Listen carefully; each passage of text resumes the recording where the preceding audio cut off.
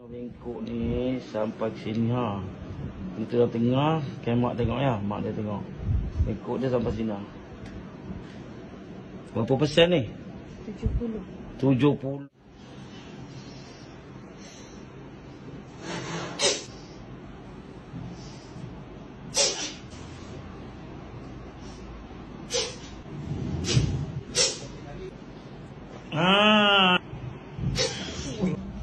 Ini keadaan asal ya.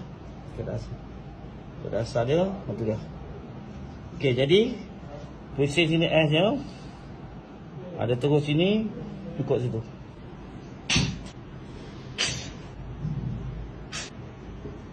Ibu kena saksikan, tak ada je. Ha. Ini tinggi sini Ha. kan? Ha. Okey. Alhamdulillah nampak. Betul tak betul?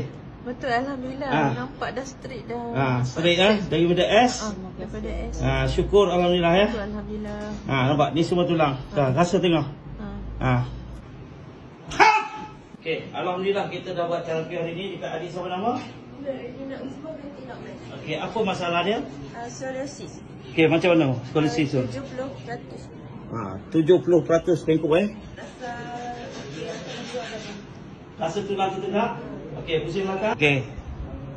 Okay, dia sebelum rawatan nampak sebelah sini tinggi kan? Bonjol ni tinggi. Memang nampak ketara sangat lah. Sekarang? Alhamdulillah. Okey. Dah lepas rawatan nampak kata.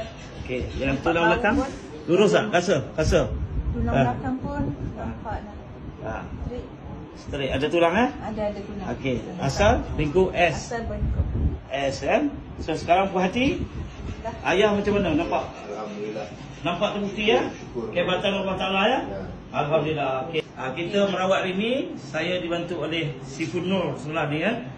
Ni kita rawat diizinkan Allah S jadi straight. Betul ya? Okay, kita guna apa? Sebelum kita buat rawatan tadi, kita gunakan cricket seeker, sapu untuk bius. Dan kita gunakan minyak untuk melecehkan perjalanan kita nak buat terapi lah. Tulang-tulang apa semua. Okay, please like and share, follow Team Master DS Syamiari.